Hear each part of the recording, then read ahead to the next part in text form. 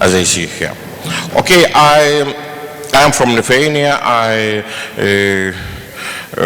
Okay, yesterday you were told about the similarities of Baltic states and Tibet, and I do not want to repeat. But I wanted to say that the support of His Holiness was very important in the very beginning of independence. 30 years ago, the support of Tibet, the support of His Holiness for Lithuania, it was very, very important for us. But from the other hand, the support for Tibet in Lithuania was too very high. But as you know, there are two things. One thing is to gain independence, another thing is to force independence. And when you are independent, you must fight for freedom. And of course, we had a strong ex-communist who returned to the office, and always ex-communists are closer to China, not to Tibet. But another problem is that we have, and in Europe, not only in Lithuania, we have populists. And in the previous election, in the last election to 2016, our populists were gained the office. Our populist won, and it is interesting that we are speaking much about values, but in the real politics, they speak only about the real politics, and the influence of China became very, very high in Lithuania. The sign of it, for example, that from the beginning of Lithuania we had inter-parliament group in our parliament, in the parliament group with Tibet. But for the first time it was banned to create such group, and I had a lot of quarrels, I had a lot of battles with our Speaker of the Parliament, and only after that I could create only solidarity group with Tibet, but this is not inter-parliament group, it's like not such status, but I think it does not mean, but for the first time we were banned to create such groups. But I think that, I hope that the situation is changing. Yesterday we had the debates of other candidates to the president on national radio, and we will have elections on the Sunday, and we have 9 candidates. And it was interesting that they were asked would they prefer to meet Dalai Lama if they will be in as president. And 8 of them answered that maybe not. China is one country, and of course it's not very good for politicians to meet religious leaders, something like that. But I'm very proud that other candidate, and a candidate who has a good chances in the elections, said officially that she would meet Dalai Lama. So I think that I see the changes in Lithuania too. And what the next okay, the next thing that Dalai Lama in Lithuania was not once. Every time he stressed that he looked at us with hope. And sincerely speaking, I always thought that His Holiness is very polite, and that's only. Last year we had another important visit. Catholic Pope Francis visited Lithuania, and his message was very interesting. He said that Lithuania has great mission in the contemporary world. Mission? We're a small country. We're only spectators of the world history. We're not actors. It was our first reaction. And in the beginning of this week, Robsang Sengei visited Vilnius, and, oh my God, he has repeated where we want to learn, but he wants to learn something from us. And it was too much. I think that if Dalai Lama, Pope Francis, or Lobsang Sangye convinced me that Lithuania has an important and great mission, so I begin to believe. And I dream that this mission is connected with the fight for freedom of Tibet. And the last interesting thing, that this morning I wrote an official letter to Lithuanian Foreign Minister, Linas Linkevičius, and asked him to toughly react to the release of Chinese ambassador in Vilnius. I asked Minister to warn us against the attempts of foreign country to interfere in the inside matters of Lithuania, against the attempts to persecute the citizens of Lithuania and other hosts. I wrote that in the press conference we only appealed to the facts, and if we're wrong, he must show me the facts in which I'm wrong.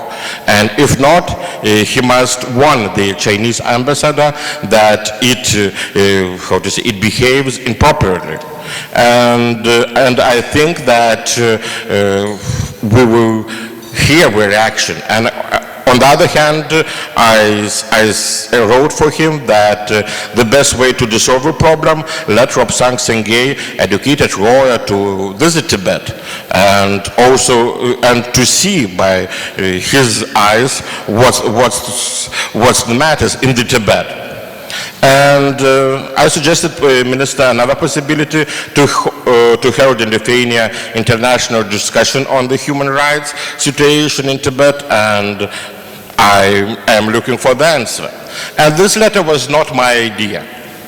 I have a very good Tibetan friend who suggested me such idea to write this letter. And I think that one is very important thing in this conference too, that I think that we are in Riga seeking first of all not new ideas, but new friends. And I think that friends in our fight are more important than ideas. And Tibet needs other countries' support, but we need Tibet much more. You remain as the prices of freedom and the noble way of spiritual, not violent fight for the freedom. So I'm very happy here because I see a lot of friends, and I think that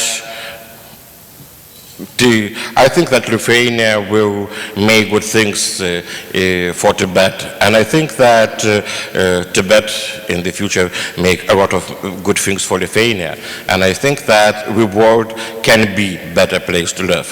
So. Well, thank you very much.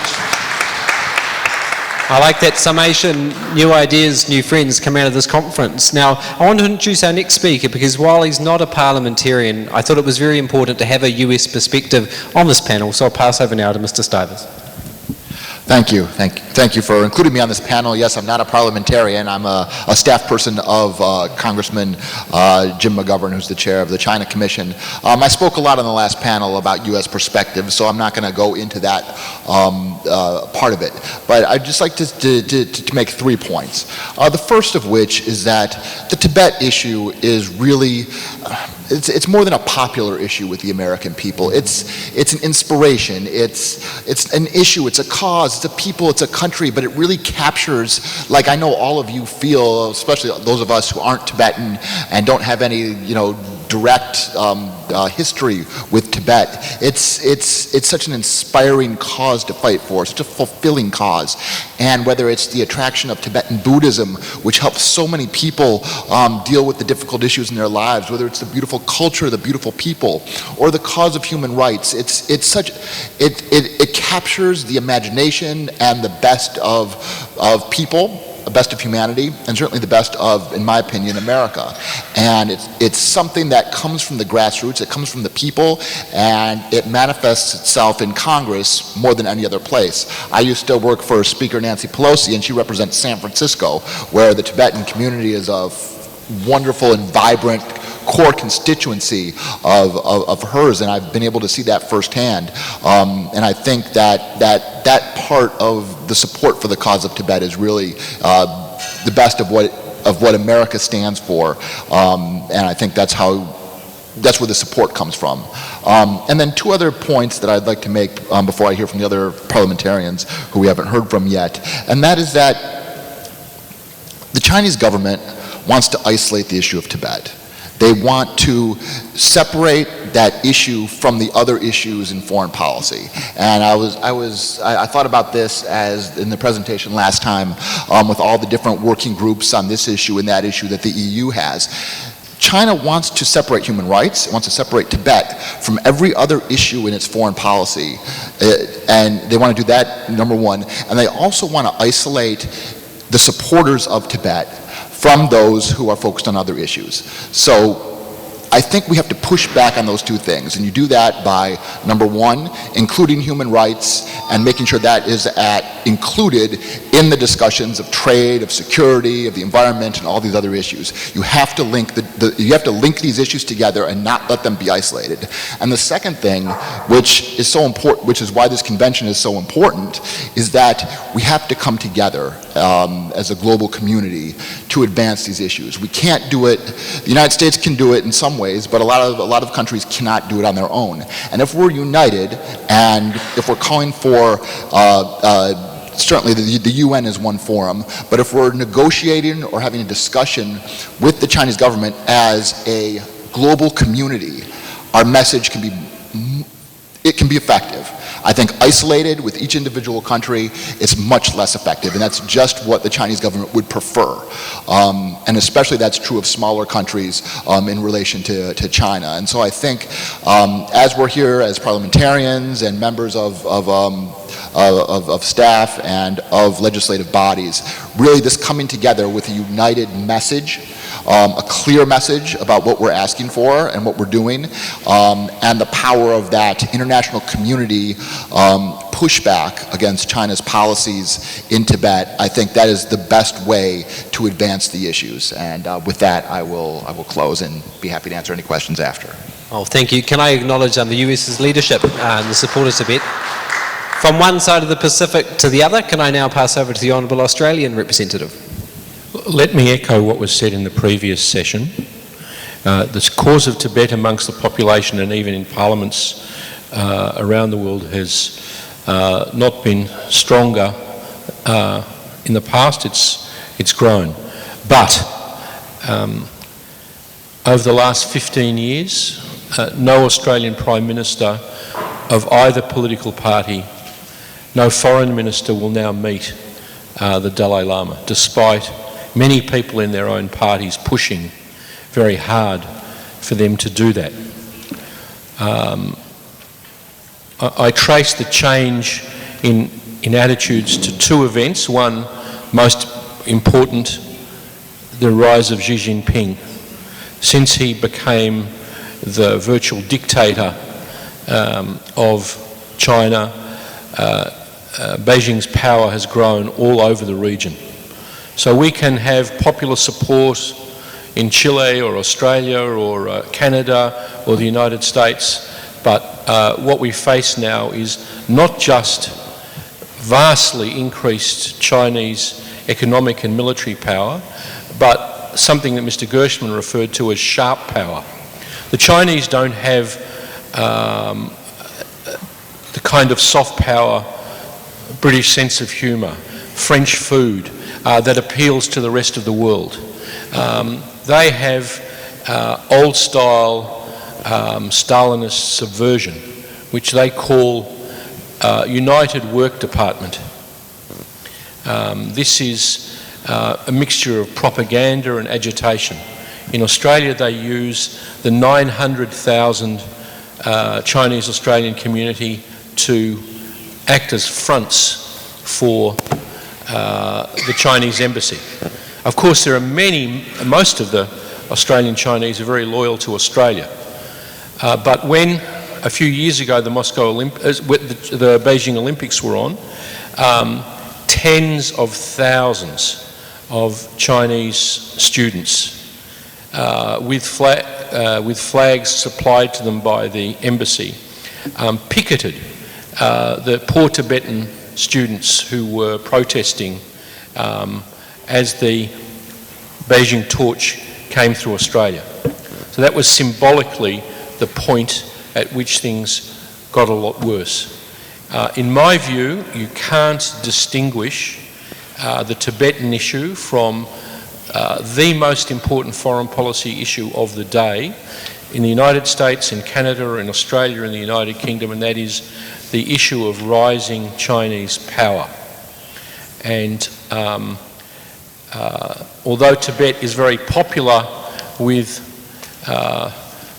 liberal and conservative people in all of our countries, the governments take into consideration much more Chinese economic and military power, and there is a fight on so many issues with, and I can tell you this is in New Zealand as well as Australia, with the Chinese sharp power. Their use of propaganda, agitation, newspapers, Confucius institutes, all coordinated by this United Front Department in Beijing. Well, if the French have the food and the British have the humour, I hope someone asks what Australia's soft power is. Surfing and sports. Surfing and sports. I'll give a very brief New Zealand perspective on those three questions. In terms of the Tibetan issue, I think New Zealanders have a very warm and popular feeling towards the cause of Tibetan autonomy. I think we've had a very able representative in New Zealand for many years, Thuten Kesang, and a very good representative in Canberra. At the parliamentary level, we've seen huge turnouts when His Holiness the Dalai Lama has come to New Zealand. MPs like the Australian MPs line up to meet him, but we haven't seen that formal response from government, and no New Zealand Prime Minister or Foreign Minister has met for about 15 years as well. We've seen the sort of impromptu, informal meetings at the airport, but no formal meetings. However, when I was honoured to host the Sikyong 2 years ago at the New Zealand Parliament, it was wonderful that about 10% of the New Zealand Parliament came out to meet him. At the governmental level, I was proud though to see our government last year at the Geneva Human Rights Council meeting raise the issue of Tibetan and human rights and call for dialogue between China and Tibet. In terms of the relationship with China, New Zealand has a very long and rich history with China that goes all the way back to the mid-19th century with our gold rush and our very high migration in recent decades. We were the first country to sign a free trade agreement with China. They're our largest trade partner. We were the first country to acknowledge their market economy in the World Trade Organization. We're part of the Belt and Road Initiative, first Western nation to join the Asian Infrastructure Investment Bank. But this very close trade relationship has come at a difficult situation when we want to challenge issues of human rights or Tibet. We saw my party leader, when the Chinese leader came to the New Zealand Parliament, he demonstrated silently in the corner with the Tibetan flag. He was actually violently accosted and the flag was ripped out of my party leader's hands because he dared to wave a Tibetan flag. When New Zealand last year banned the use of Huawei in our 5G network, we saw, I think, a huge response from China. Our Prime Minister's visit to Beijing was delayed. The long-planned year of tourism with China was delayed. We saw our trade held up at the border. Flight was turned back from the airport. Student Chinese numbers have been markedly down. And our talk of upgrading the free trade agreement has stalled. So we've seen a significant response from China as a response to the 5G decision. Like the last honourable member mentioned, we've seen quite pervasive influence, a huge discussion of foreign influence in our politics, and our parliament, rather belatedly and slower than Australia, is looking at that now. For me, a personal reflection is that we see these two massive anniversaries this year, 60 years since the Dalai Lama's flight, 30 years since Tiananmen. And I guess for the Chinese leadership, they're struck maybe the paranoid of what happened with Tiananmen Square, with the downfall of the USSR, with the liberalisation. And I think the impact there is how you open up China in terms of Tibet while the leadership is so paranoid about that they'll follow the plight of the USSR. Looking very briefly at what we can do, I've come away from this conference really inspired. I really want to redouble my efforts, strengthen the friendship group in the New Zealand Parliament. I'd like to move a motion commemorating the 60th anniversary of the flight from Tibet and also personally apply for a travel visa. And I think perhaps this is a suggestion for the whole Congress that if there was a coordinated international effort to see motions recognising the 60th anniversary in state and national parliaments, a coordinated effort to apply for travel visas to visit Tibet, and then media has got on the back of it, I think that could really raise the profile leading into the reciprocation push as well. So thank you for a brief reflection on New Zealand. I'd like to now pass to my honourable colleague from India.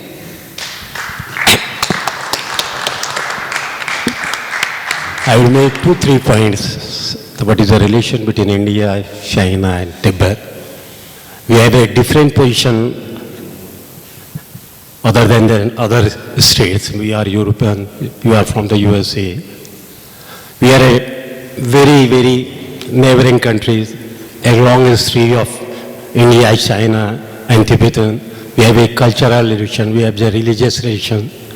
The Buddhism go to China through the Tibetan culture, Tibetan language. Tibetan had visited our country. So we have a unique relation. This is the 60th year of Tibetan uprising and Dalai Lama coming to India.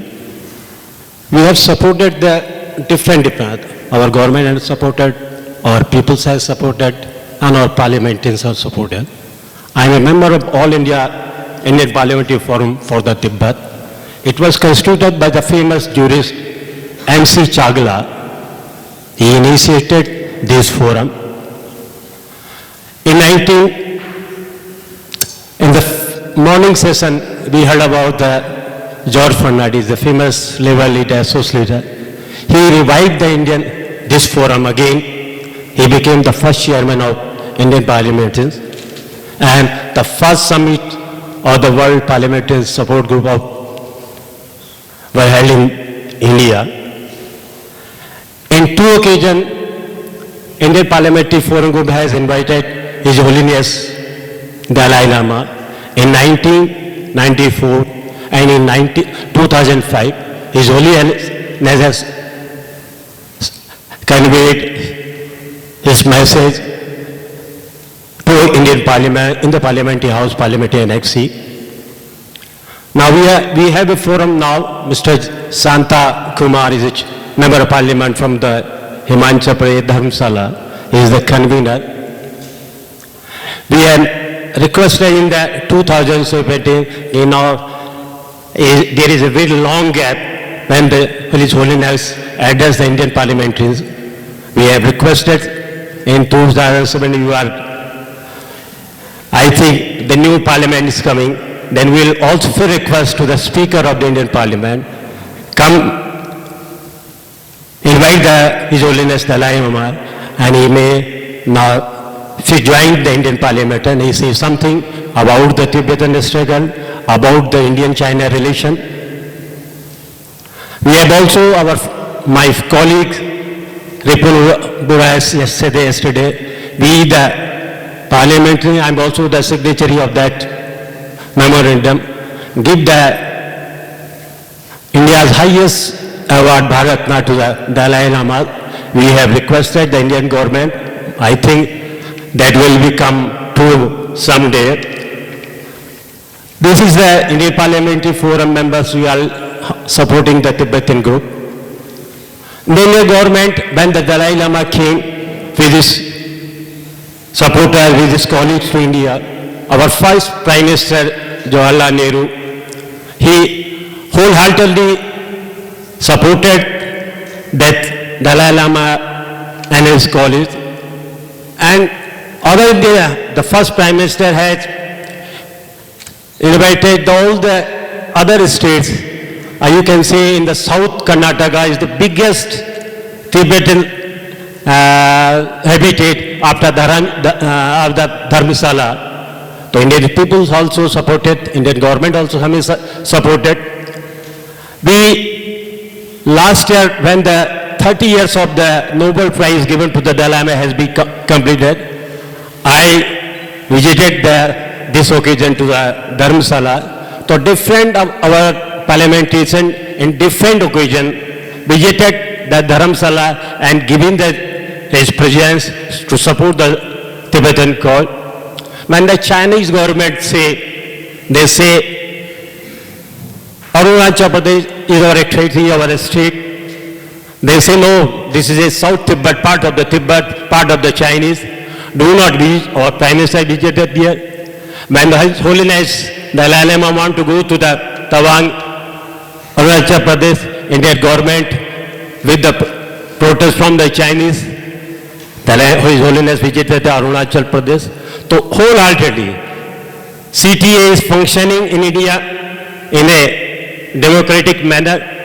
There is no objection from the Indian government. And it is from the side of the Indian peoples. Tibetans are a very peaceful,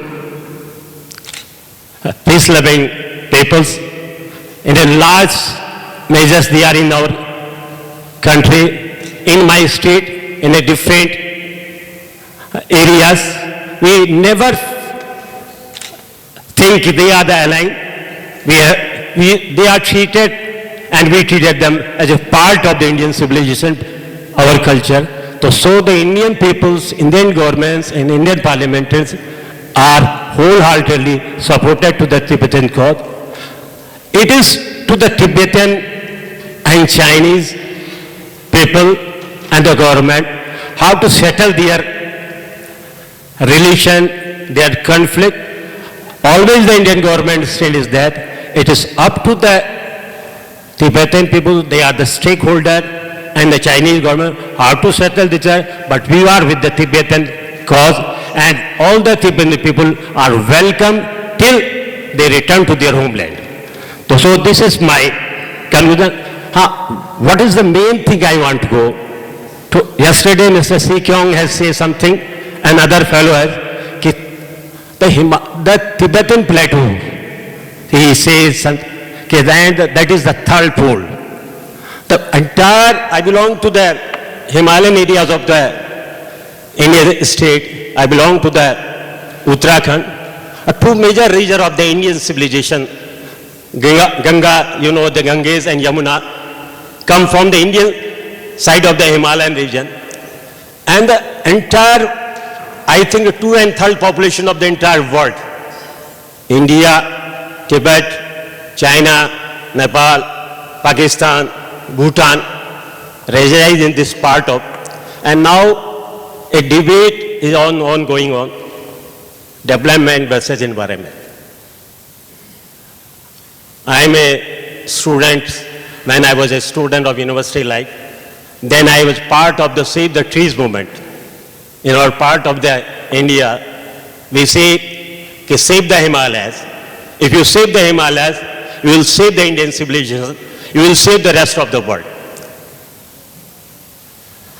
Then, very, very large dams are coming from that part of Indian state and the other parts of the Tibetan side. This is an ongoing debate in the world, development and environment. When we oppose construction of dam in Indian side, Indian government gave the same logic. You are creating for the development, you are creating for the employment, for the people's justice, and you say this is an environment, you are against the development.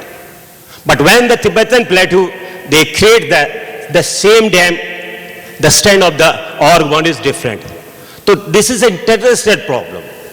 I think when the Tibet cause will be settled between Tibetan people and Chinese, but the entire Himalaya region where we belong, 2/3 of the population belong, they have to cherish the Himalayan region, the river that goes from there to entire areas. So this is a basic right of the thousands and thousands of the people living in these areas, India, China, Tibet, Nepal. So we have to take different yardstick, different measurement, not a government perspective, with the perspective of the people, save the Himalayas, to save the human civilization. And lastly, I think that Tibetan struggle and the pathway shown by the Dalai Lama is important, not only to the Tibetan people, to the rest of the humanity. This 21st century, some my friend from the Romania says, that minorities are in whole of the world, irrespective of Asia, Europe, America, then minorities are suffering for their existence. Religious minorities, linguistic minorities, and the rest in the world, the tremor is due to this. What is your response? European response, American response, you know better. The migrant peoples, the religious minorities, us in Europe, you can say that and better, they have been treated, such the far-right group are coming in your country. But I say, the peaceful way of the struggle for their values, that is the hope for the world. Rest of the groups, when they are oppressed, when they are suppressed, they violently react.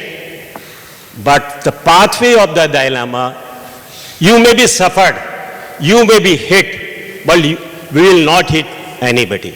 So that is the relevance of pathway of the Dalai Lama. Is wholly nice for the rest of the country, how to solve your problem, how to make your existence felt, how to show the world, say something, my right has to be protected by you, and I am protesting by the peaceful. Thank you.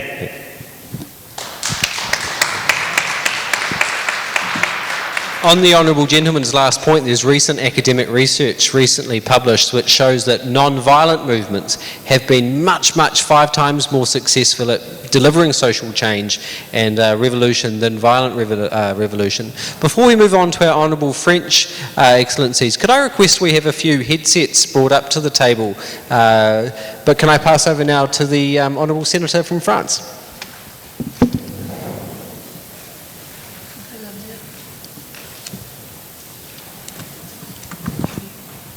I speak in French, so everybody. Okay. Okay.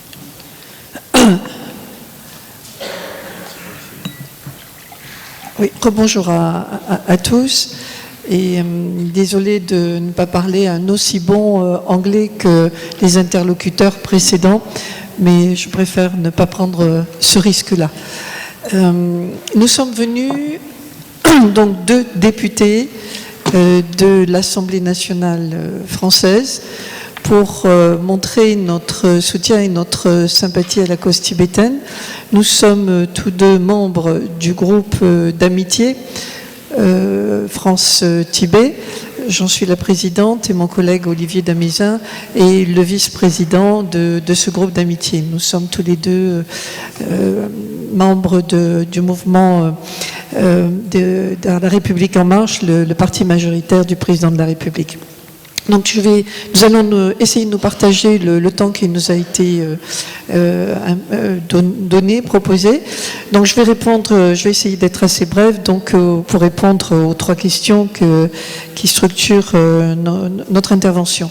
Alors le premier point, quelle est la perception du Tibet et de la problématique tibétaine par les Français?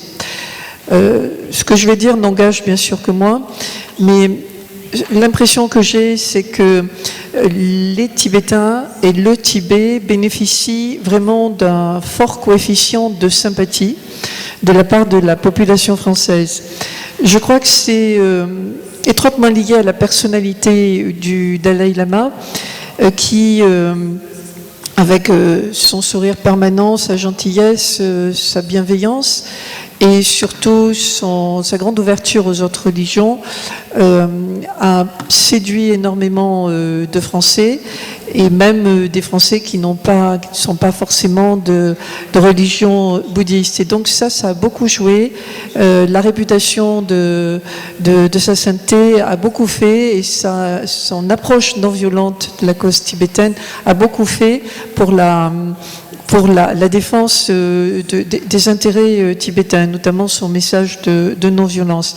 Par ailleurs, la France est le pays, par sa culture et son histoire, qui est vraiment le pays des droits de l'homme. Et donc, les images qu'on a pu avoir de ces jeunes Tibétains qui simulaient en signe de protestation ont beaucoup touché beaucoup de Français. Et même si nous sommes un pays, une population prompte à descendre dans la rue très facilement à la moindre mobilisation, l'avantage de ce côté un peu éruptif et empathique des Français, c'est qu'ils se mobilisent très vite pour des causes dont le fondement est la défense des droits humains. Alors, qu'en est-il par contre, et puis surtout, ce qui a été dit ce matin, on a rappelé que le président Emmanuel Macron est quelqu'un qui est parfaitement conscient de la problématique tibétaine. Je crois savoir qu'il a rencontré à titre personnel le Dalai Lama, et il a pris des positions très fermes récemment aux côtés de Angela Merkel pour essayer de remettre de la distance par rapport aux tentatives de la Chine, tentatives un peu colonialistes, on peut dire, de la Chine, et remettre un peu recadré, parce qu'il est conscient de la stratégie, on va dire, un peu impérialiste de la Chine vis-à-vis du monde entier, et notamment vers l'Europe. Il n'empêche que malheureusement, à un moment ou à un autre, on est confronté à la puissance économique de la Chine. On n'a pas vu venir cette montée extraordinaire du développement chinois, et parce que ça s'est fait par étapes. Et là, soudainement, c'est vrai que les résultats économiques de la Chine sont particulièrement mirobolant, et donc tout d'un coup il y a une prise de conscience qu'il y avait peut-être une menace qui viendrait de ce continent qui juste là était considéré comme très lointain et loin de nos préoccupations. Et donc lors de son voyage aux États-Unis, le président Macron avait été interrogé par un étudiant qui lui avait demandé justement qu'est-ce qu'il pouvait faire pour le Tibet, et le président Macron lui avait répondu en des termes forcément diplomate. Il avait dit que monter au créneau contre la Chine pour défendre le Tibet, ça ne serait pas forcément défendre les intérêts des Tibétains. Mais ce qui ne veut pas dire que pour autant, ils n'ont pas conscience de la forte problématique tibétaine dans toutes ses dimensions. Une anecdote, pour autant la cause n'est pas complètement gagnée. Petite anecdote, une collègue députée de l'Assemblée nationale d'un autre parti que je ne citerai pas, par discrétion, s'est vue rappeler à l'ordre par son parti parce qu'elle voulait prendre des initiatives au sein de notre groupe d'amitié, et son parti lui a rappelé qu'il y avait des enjeux économiques à la clé et qu'il valait mieux qu'elle soit beaucoup plus nuancée dans ses prises de position. Donc c'est pour dire que quand même la réelle politique malheureusement est toujours quelque là, le rappel du matérialisme ambiant. Alors qu'est-ce que nous pourrions faire ? Nous autres députés français? Nous avons déjà commencé depuis notre prise de fonction, il n'y a pas très longtemps, à réanimer, à réactiver ce groupe d'études, puisqu'on ne peut pas parler de groupe d'amitié officiellement, puisque tout aussi officiellement, le Tibet n'existe pas en tant que pays. Donc on nous a baptisé groupe d'études, à défaut d'être officiellement un groupe d'amitié. Et nous avons déjà essayé de réactiver l'intérêt autour de la cause tibétaine, avec notamment la signature du demande de réciprocité dans la possibilité de se déplacer en Chine. Mais je pense que au-delà de ces démarches, je veux dire, diplomates officielles, je pense qu'il y a plein d'autres choses à faire que nous pourrions organiser peut-être ensemble à l'échelle des parlementaires, non seulement européens, mais des parlementaires de la planète entière, sur quelques actions communes. Et je pensais, notamment pour ma part, moi qui suis plutôt spécialiste et intéressée par les questions de santé, des relations entre la santé et l'environnement, proposer que nous travaillions ensemble sur peut-être la définition de normes de qualité de qualité pour les produits alimentaires, par exemple, des critères qualitatifs qui seraient communs à opposer ou même à imposer aux producteurs chinois, ce qui les toucherait directement au portefeuille, comme on dit en France, c'est-à-dire la dimension purement économique. Et là, à mon avis, ça serait encore plus efficace que toutes les grandes déclarations d'intention que nous pouvons faire. Parce que là, ils sont hypersensibles. Parce que pour les Chinois, ce qui est le plus important, c'est le business. Il n'y a pas que pour les Chinois. Mais je pense que si nous nous situons sur cette dimension économique, nous pouvons peut-être intervenir. Notamment, ce que je disais ce matin, mais malheureusement ça n'a pas pu être bien traduit à temps, la fameuse démarche qui consiste à faire du name and shame, c'est-à-dire dénoncer pour pouvoir bouger l'opinion publique. On a vu que ça pouvait marcher pour de très grandes entreprises internationales, de dénoncer les conditions de travail, par exemple, les conditions de travail, de production des produits, et essayer de mobiliser tous les consommateurs, parce que là c'est le contre-pouvoir économique très important, déterminant, mobiliser tous les consommateurs sur ces questions de qualité des produits, de qualité intrinsèque des produits, mais aussi des modalités de production.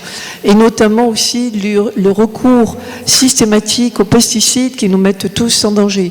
Je pense que l'angle environnemental est vraiment l'angle qu'il va falloir développer, parce que ça me semble, si nous sommes tous concernés par cette problématique, au-delà de la cause purement tibétaine, on peut peut-être déplacer le travail à faire, le combat à mener tous ensemble sur le plan environnemental, pas simplement écologique, défense de la nature, problématique de l'accès à l'eau, parce que l'eau, nous le savons, va être une ressource naturelle qui va se raréfier, et donc ça c'est une problématique planétaire qui dépasse même la cause purement simple du Tibet, mais dans laquelle le Tibet a une place déterminante, puisque, comme vous le disiez, monsieur, c'est dans l'Himalaya qu'il y a les réserves d'eau de tout le continent indien.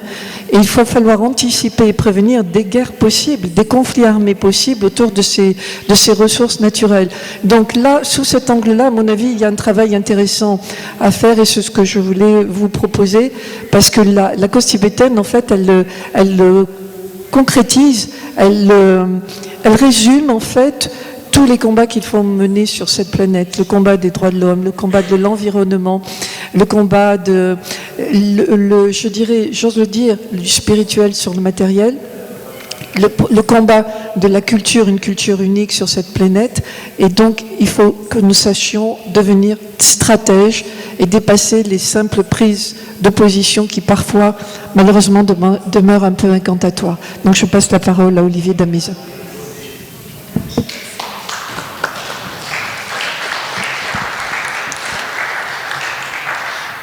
Merci à tous. C'est pas facile de prendre la parole après ma collègue parce qu'elle a déjà bien résumé. Mais déjà, je voudrais tous vous remercier parce que c'est quand même très agréable de faire le tour du monde en 80 minutes.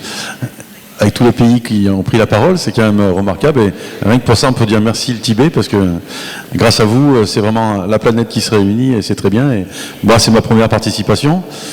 Pour certains, je sais qu'il y en a qui ça fait de nombreuses années que ça dure, parce que malheureusement, le Tibet, ça fait 70 ans, je crois, cette année, les événements. Moi, je ne vais pas être bien plus long, parce que c'est bien qu'il y ait une communication entre nous, mais moi, ce que je peux vous dire, c'est qu'au niveau de la France, effectivement, le Tibet, c'est pour nous un pays, hein, on peut dire les Français, bien sûr mes propos n'engagent que moi, mais dans la tête des Français, le Tibet est un pays. Hein. C'est une cause qui est vraiment importante, je pense, pour chaque Français. On ne regarde pas ça à la légère. Après, effectivement, on a le problème maintenant qui est de plus en plus important, la puissance de la Chine, qu'elle soit économique, qu'elle soit financière, au niveau des valeurs qu'elle représente maintenant, militaire et commerciale. Voilà, donc tout ça, c'est compliqué pour des pays de lutter. Alors, ce qui est surprenant, c'est qu'avant, pourquoi on n'a pas réussi à le faire, mais maintenant, on en est là, donc c'est pas la peine de regarder le passé, il faut regarder l'avenir. Et au niveau de l'avenir, l'Europe est à un tournant de toute manière, et même je dirais que le monde est à un tournant, parce que les extrêmes, qu'elles soient de droite, qu'elles soient de gauche, sont en train de reprendre le pouvoir. Et c'est quand même bien d'être là aujourd'hui, se poser les questions qu'on se pose, parce que quand on voit ce qui se passe dans différents pays sur notre planète en ce moment, c'est assez inquiétant. Même chez nous en France, il y a des mouvements extrêmes qui reviennent au pouvoir. On voit dans les pays européens qui ont été touchés par le nazisme il y a quelques années, où ça revient aussi très fort. Donc c'est quand même vraiment inquiétant pour la suite. Donc moi je suis content qu'on puisse se poser ces questions-là à travers le Tibet, parce que c'est effectivement là où je rejoins ma collègue, c'est une question qu'on peut se poser sur les valeurs humaines au niveau mondial, et vous en êtes le parfait exemple, et je suis très heureux d'être là parmi vous et partager ce moment. Voilà, je ne serai pas plus long pour qu'on puisse avoir un temps d'échange entre nous tous. Je vous remercie.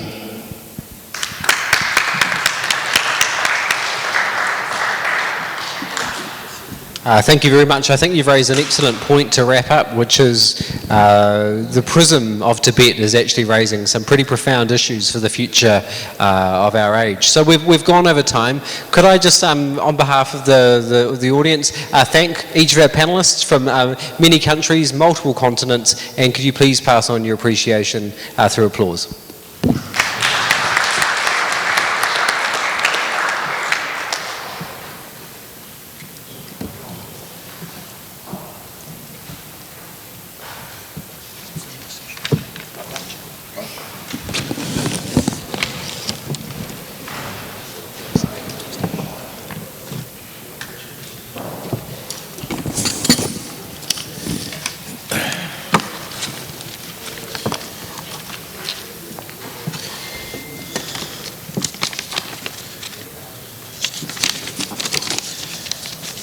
I would like to set the groups now, working groups. So group 1 will be constituted of Mr. Michael Dandy from Australia, Mr. Michel Amiel from France, Mr. Consiglio De Nino from Canada, Mr.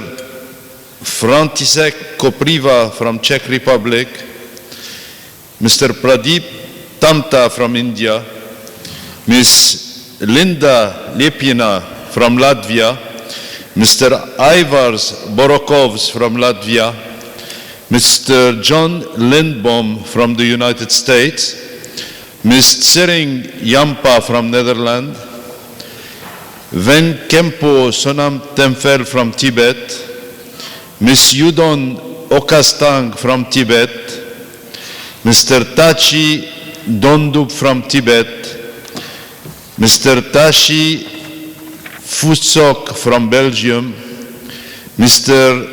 Jimmy Rigzen from Geneva, and Ms. Alison Reynolds from the UK. This first group will meet in the corridor on the left of this hall. Group number 2. Mr.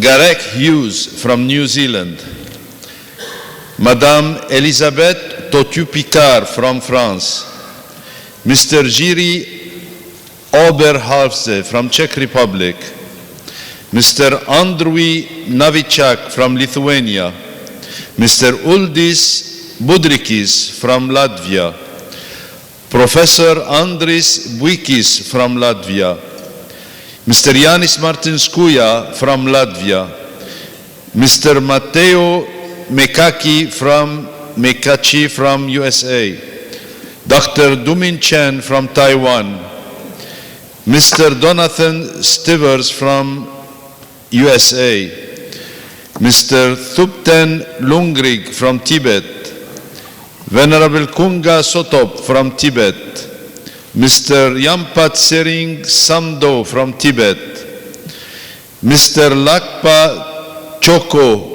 from Australia, Ms. Pema Tultsang from USA, Mrs. Monica Bora from India. This group, will meet also on the left of in the corridor. Now, for group number 3,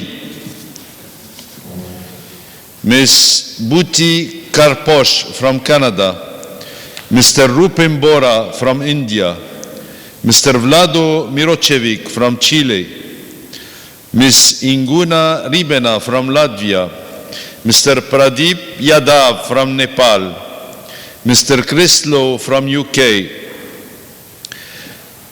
Professor Michael van Walt Prague from USA, Mr. Walters Bergs from Latvia, Ms. Christina Mindersema from Brussels, Mr. Karl Gersham from USA, Ms. Sampet Cheodon from Tibet, Mr. Lobsang Yeshi from Tibet, Mr. Konchok Yangfel from Tibet, Mr. Sonam Tsering Frasi from the UK, Mr. Mike Abramowitz from USA. This group will meet in this hall here. They stay here. Group number 4, Mr. Oliver Damensin. Mr. Olivier Damensin, France, okay. Sapa Sogor, Romania. Katerina Burshikova-Jacques from Czech Republic. Tufik Kawar from Latvia, France, but Latvia, okay. Karlis Kreslin, Latvia. Akabal Mia, Nepal. Mr. Tim Longton, UK. Mr. Yanis Grigalis, Latvia.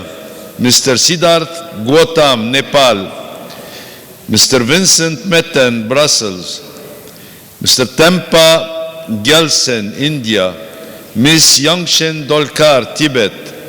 Venerable Geshe Larampa Grovo Lobsang Pende, Tibet. Mr. Godup Tsering, USA. Mr. Namgyal Samdup, France. Mr. Kai Müller, Germany. They will meet in the hall where this tea and coffee area. Thank you. And first we will have lunch. No. First we will have lunch and then we will reconvene in these areas. Is there any confusion? Is there anybody who didn't get his name correctly? Thank you. Sure.